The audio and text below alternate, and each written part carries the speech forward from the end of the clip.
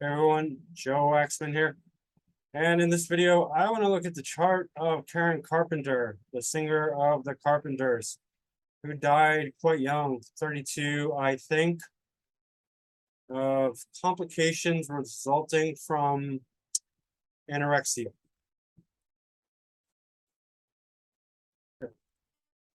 But she was an incredible singer, and I personally do love her music. Not that it matters, but I always like to state my opinion anyway, for whatever it's worth. All right, she's a Pisces sun, conjunct the MC pretty much, the 10th quadrant, 9th whole sign house. So Pisces is very creative, a very creative sign, very spiritual, very imaginative, wonderful for all the arts, fantasy, delusion, sensitivity, receptivity, things of that nature. I don't recall anything about her being religious or philosophical, but I imagine that she was something spiritually oriented. Yeah, I don't recall anything. And then she has her moon in Leo conjunct Pluto. And if you want to get right down to it, Moon is her ascendant lord, represents herself and her body, conjunct Pluto.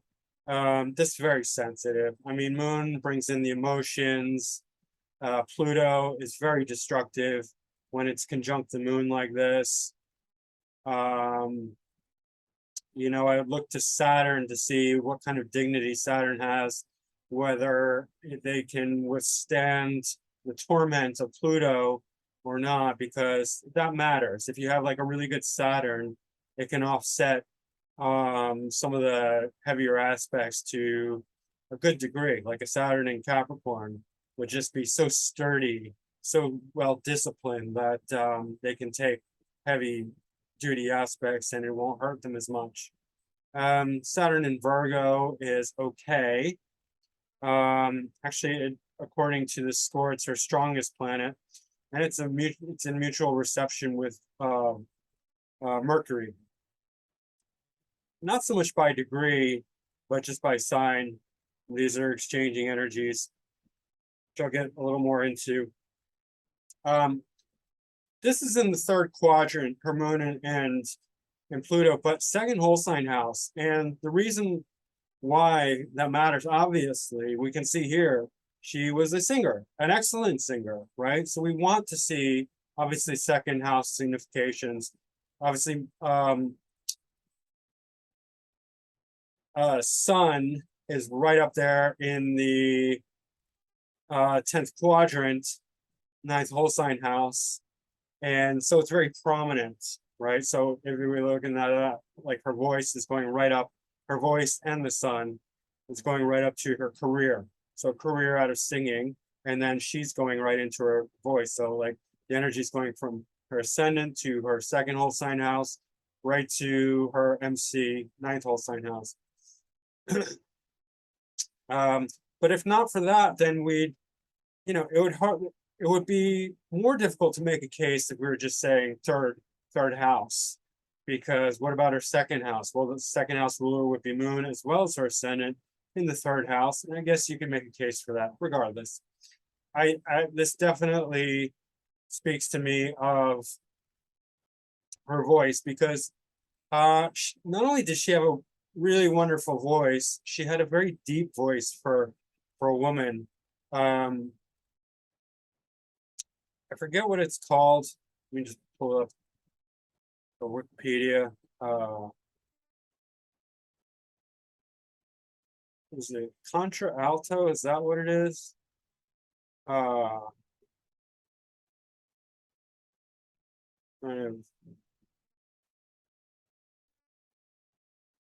Anyway, it's somewhere in here. I guess I probably won't find it very quickly. She could sing in 3 octaves, and she could sing the the lowest range for a female. And that's Pluto, right? That's obviously not moon, that's Pluto, because Pluto is very deep, right? Pluto is so deep, and that's why she could sing in this very deep range as well as very high, Pluto and moon. But Pluto to the ascendant Lord Moon is very difficult. Moon is the most sensitive, the most emotional, right? The moon is, as you know, it is debilitated in Scorpio, the sign which Pluto co-rules along with Mars. And Pluto moon is just deeply destructive. And she developed anorexia. She was always thin, but then at some point, I guess she saw herself on stage in a baggy outfit, and then she's like, "Oh my God, I look fat," you know. And then she decided to go lose even more weight, and then she developed anorexia, and then she's like taking all these, things that helped her, just eliminate, diuretics and I don't know, all these diet pills that really messed up her heart. And the thing was, she was in the hospital for a while. I'm going right to the end, what killed her, because we're at her moon, and this is it, the main thing. And then it was like she started to get better. She wanted to get better. She knew she was sick. She knew she had anorexia. And she started to get better, but her heart was already damaged. And at some point, at age 32, she just dropped dead. Unfortunately, I mean, that's really, really sad. But you can tell in her songs, there's like this ghostly quality, even though she kind of sings like so nice and sweet. There's almost like this really hidden inner quality of something that is like you feel that Pluto. I don't know the word. It's like haunting. Her songs are haunting in a very mysterious kind of way, not like overtly negative. They're definitely not. But like rainy days and Sundays always get me down. There's something very, I don't know, deeply melodramatic kind of thing, hypnotic. Anyway, she also played drums, which we can see with this Uranus retrograde conjunct the ascendant. I mean, I don't play drums, but I do have Uranus retrograde conjunct the ascendant. And it's amazing how this planet can come out in different ways. Like, she's not this overt rebel, but Cancer doesn't like to be very rebellious. Cancer likes to be sweet and nice and feminine and all that. So, but what it is bringing out in her is the drumming ability, because Uranus relates to a lot of things. One of the things being rhythm, because it's a lightning strike, so like the drum beat, right? Now, that is Uranus. So she was a drummer, and that's one of the things I think is really cool about her, is that, like, even in some videos you can see her drumming and singing. So she was very unique, very individual, very independent, just did her own thing. She's like, "I'm gonna be a drummer and a singer," very rare. Phil Collins, I guess, did it, but very unusual to have that. Later, they took her off the drums and put her in front of the stage because it was kind of awkward for the crowds.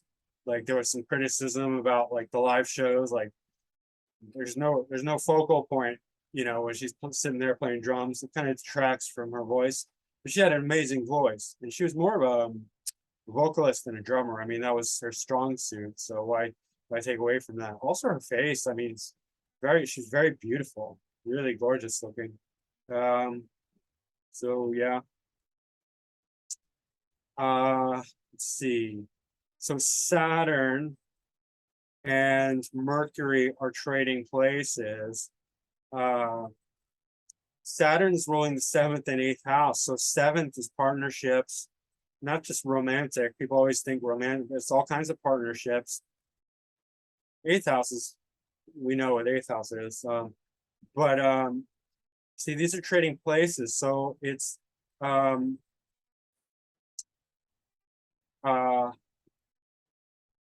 third house and 7th house, which is interesting because her brother, Richard Carpenter, was also a musician. right? And he played the piano. He was a child prodigy. And so they formed a band together. Obviously, the Carpenters, right? Richard and Karen Carpenter. So partnership with brother, third and seventh house, right? Obviously, it's going into the eighth whole sign house, ninth quadrant. And that's not so good. The combination with the eighth house. There's a lot of Aquarius activity here, and that's not so great. It's bringing in, well, the IC is in her third house, so she feels at home with her siblings, right? And her expression, her intellect, her communication, working with her hands. Third house is also skills of the hands. So the ICs in her third house, all those things are going to be very prominent for her. Third whole sign house. But if you look at the fourth whole sign house, that's Venus in the eighth, and then Jupiter. Jupiter generally protects the eighth house if it's in the eighth house or eighth house ruler. But you know, only to a certain extent, I guess. Also, look at the opposition here. Moon, Pluto, Jupiter. Jupiter is really, Moon is really much more opposite Jupiter. Secondarily, Pluto. But this opposition is not good because Jupiter's expansion and luck and joy, and you know, although that it's making an aspect, it's an opposition that's difficult to integrate. So if her moon is her ascendant lord conjunct Pluto opposite Jupiter, that's really, I mean, then she needs that Jupiter, but she didn't live long enough to really embrace the Jupiter, which is expansion, right? She suffered from this contraction, which is anorexia. I mean, I was thinking before I looked at her chart, I was like, ascendant lord conjunct Saturn, possibly, but it's even worse, ascendant lord conjunct Pluto, right? And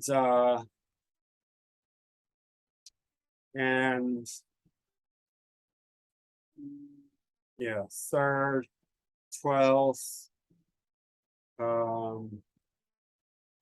sixth. Jupiter's ruling the sixth house of health, so that's in the eighth, ninth. It's difficult. Her houses are really kind of mixed up because of the angle of her MCIC, right? It's really extremely off kilter, so it's kind of difficult to delineate what planets are ruling what and which houses are what. They're just mixed. It's not clear. But yeah, that's also quite difficult. I mean, Moon in aspect to Jupiter is good, but the opposition's kind of difficult. And I think it was just too much with the conjunction to Pluto, opposite Jupiter. There was a lack of Jupiter, lack of that excess expansion, luck, joy. Jupiter being in the eighth house protects it, eighth whole sign, but negates some of the benefits of Jupiter as well, and Venus too, right? If we look at Venus is clearly in the eighth house. Jupiter, I would also say definitely somewhat Jupiter and Mercury somewhat in the eighth house. Then it's just, yeah, they're tied up. Jupiter and Venus are tied up, protecting the calamities of the eighth house, but not really doing much good. It's just sort of neutralizing the eighth house. It's too bad.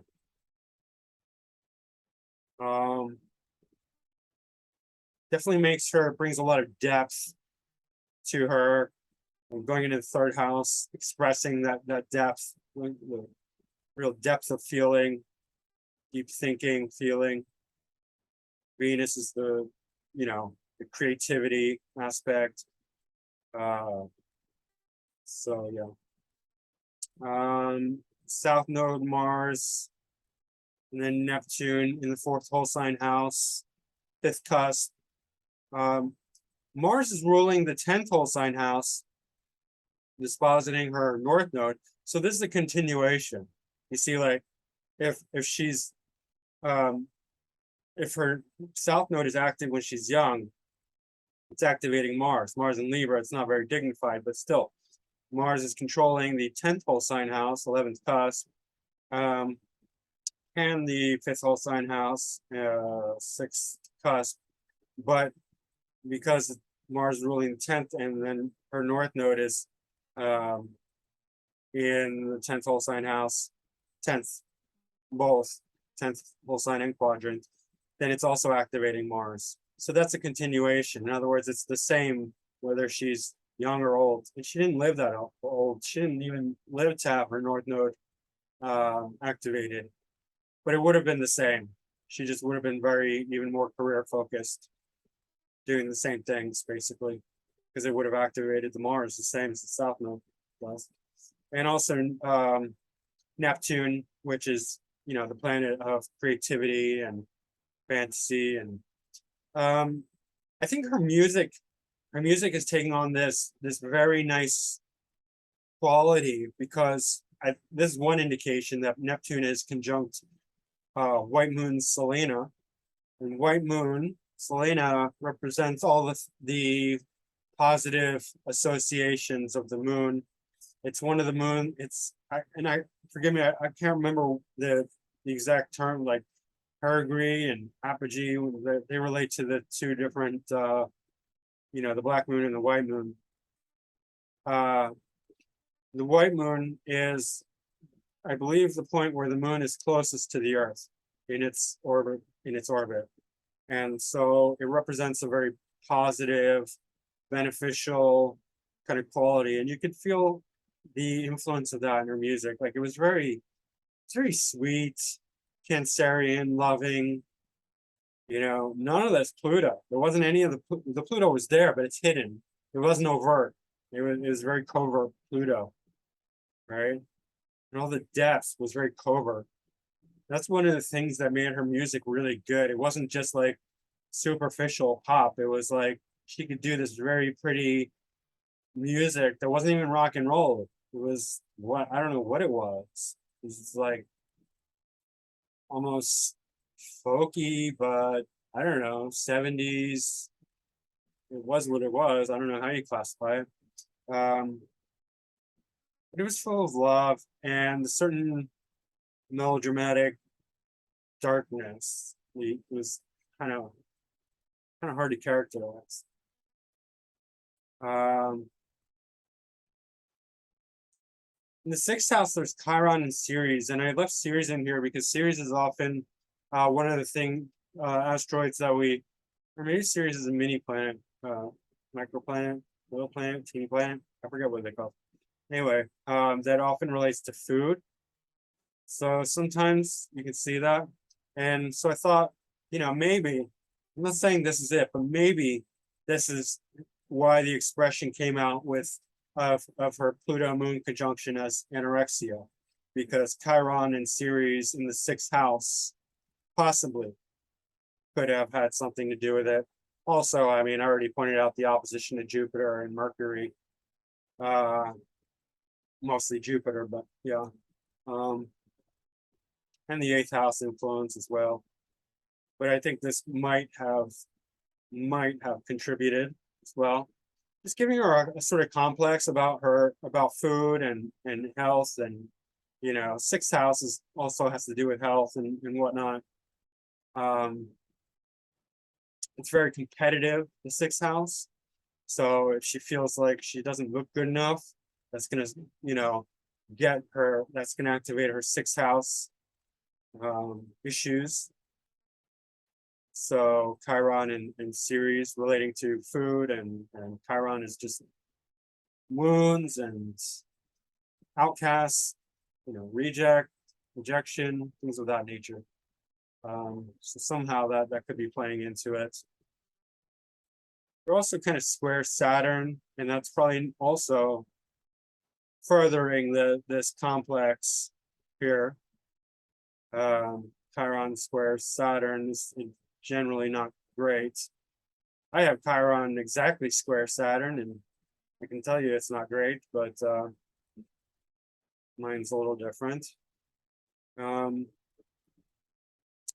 And then I also left the Black Moon Lilith here because it is in Aries, and it is very public. And so I wondered if that had something to do with it as well, being that she was a public figure, and here she's having her Black Moon Lilith, the darker expression of her femininity, of her female sexuality, being very exposed to the public in Aries, which is a very selfish sign. I mean, not to belittle Aries, all the archetypes are great. They all have negative and positive expressions, but Aries, among many other things, can be very selfish because it really only knows itself, and it's all about the head and the face, the figure, the body, the up front. It's the self, Aries. So I wondered if it being somewhat conjunct the North Node in such a prominent position, that if that maybe it had something to do with it as well. Also left Investa because it was exactly conjunct the Sun. Not that I'm making too much correlations with it, just that it's further emphasizing her personality. Vesta relates to supposedly like commitment, dedication, because of the Vestal virgins always lighting the fire. You have to look at the mythology. I mean, or at least that's how they relate it. They put the mythology together. It's supposed to do with that dedication.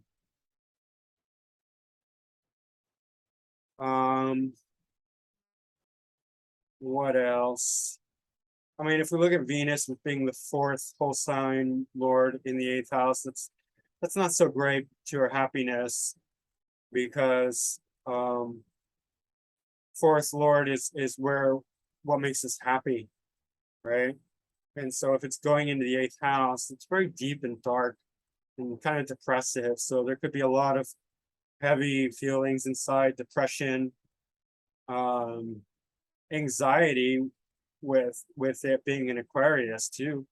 And then if we take Uranus also being associated with the eighth house, being co-ruler of Aquarius on her ascendant, again, anxiety, dark heaviness, death, death conjunct the ascendant, that, eighth lord, wherever the eighth lord is, it's carrying this quality of death. So right on her ascendant, also third, fourth, I see, very sensitive point for her. That's the two eighth house lords there. So that's difficult. I mean, there really is a lot of hardship in her chart, as well as a lot of very prominent, things that brought her fame and success and admiration and beauty. And she was greatly admired. A lot of musicians, noted her voice, telling her that, went on record saying she had one of the greatest voices of her time. And there's a lot of good trines here as well, sextiles, trines. Although some of it's to the Black Moon Lilith, but I guess that still relates. Chiron,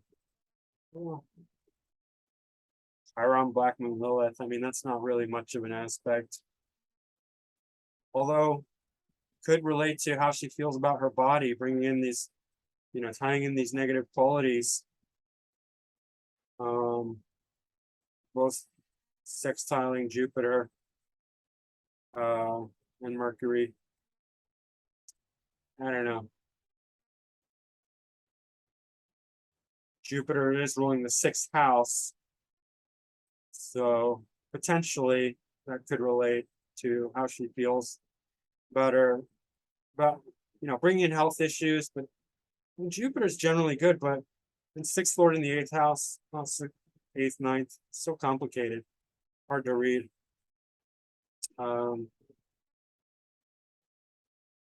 Interesting anyway. Let's look at her draconic chart, which I always enjoy looking at, and it's very similar. The draconic chart is very, very similar to her natal chart. Her ascendant and Uranus move into Gemini, which is interesting. Gemini, the hands, skills of the hands, communication. prominent. Uranus in Gemini and Draconic. So that's very prominent for drumming. Moon and Pluto still in Leo. Very much in the second house in the Draconic. Saturn still in Virgo. All these planets still in Libra. Not much difference here.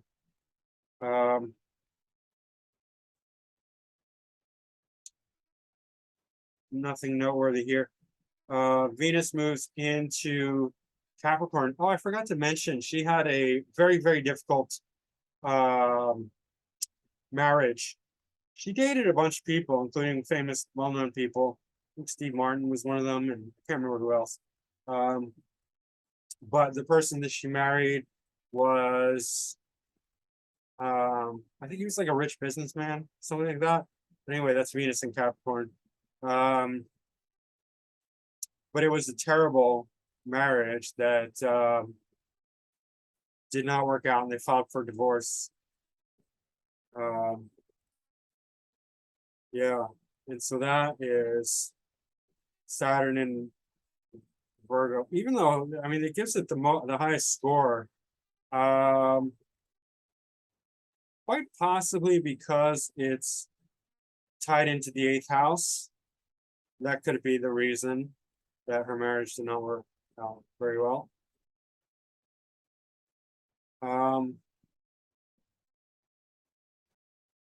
Sun is still in Pisces. The MC moves into Aquarius. It's not really directly over these planets, but it's kind of close to Jupiter and Mercury. Probably not relevant. North Node is kind of coming closer to this dark moon Lilith. And I mean, I think that's relevant.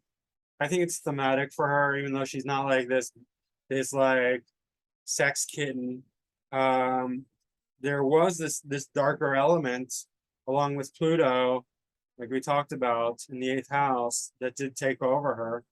I mean, you have to, in order to starve yourself, there has to be these qualities. So, you know, overly concerned with her image. Black Moon Lilith in Aries. So, and then let me pull up her planetary nodes, because I like to look at that as well.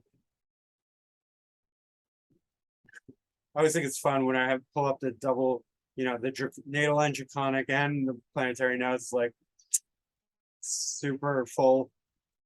All right, it's kind of fun.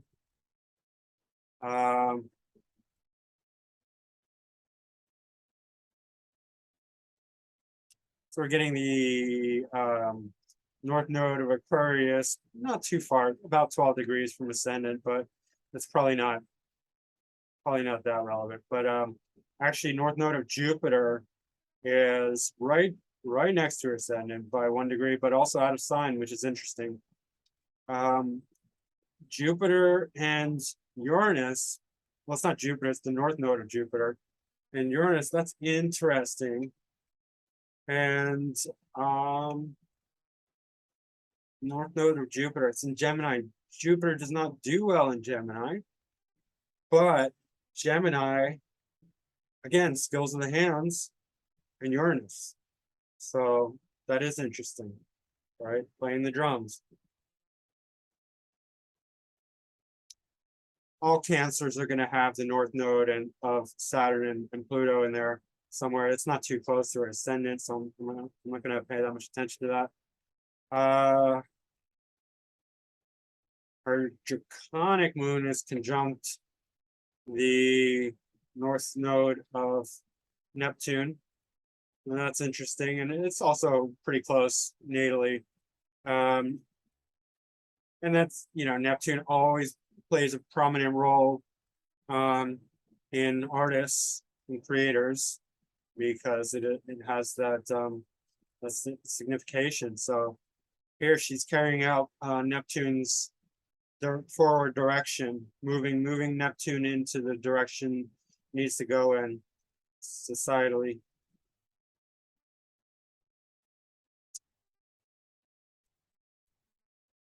I'm looking for close conjunctions, and it's more prominent with natal. I mean, I left the draconic with the nodes up here just because it's interesting, but it probably shows probably much less significant than the natal conjunctive nodes.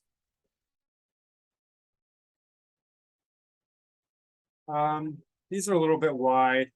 Well, let's put in the planets, asteroids back. Yeah.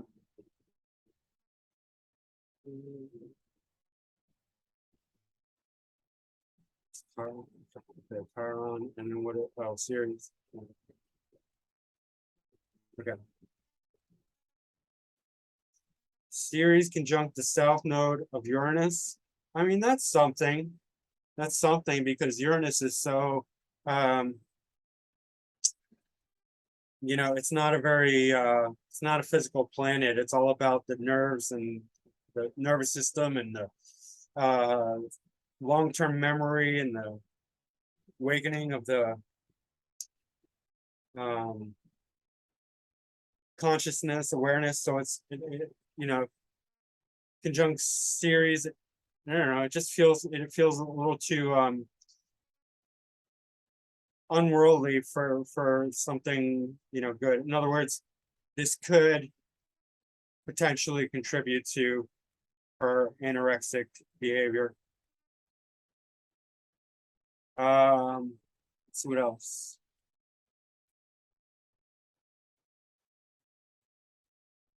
I'm just gonna ignore the draconic to the nodes because it's probably a very subtle effect.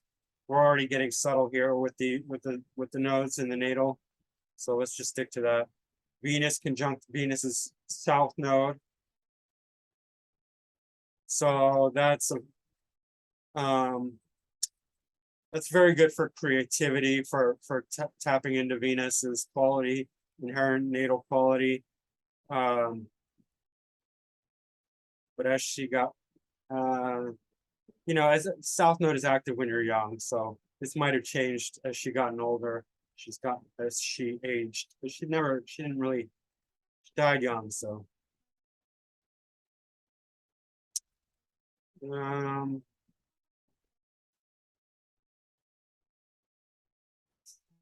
Mars and Chiron are fairly conjunct in the north node of Venus, the black moon Lilith. So that's interesting, actually, because black moon Lilith is having an effect on Venus and Mars, both very personal planets, and Chiron, the south node of Chiron, but still in Aries. So they're sort of teaming up. I think that is influential because it's bringing out, it's now the negative qualities of black moon Lilith are influencing the direction of her Venus and Mars. Venus especially, because that relates to her feminine expression, female expression.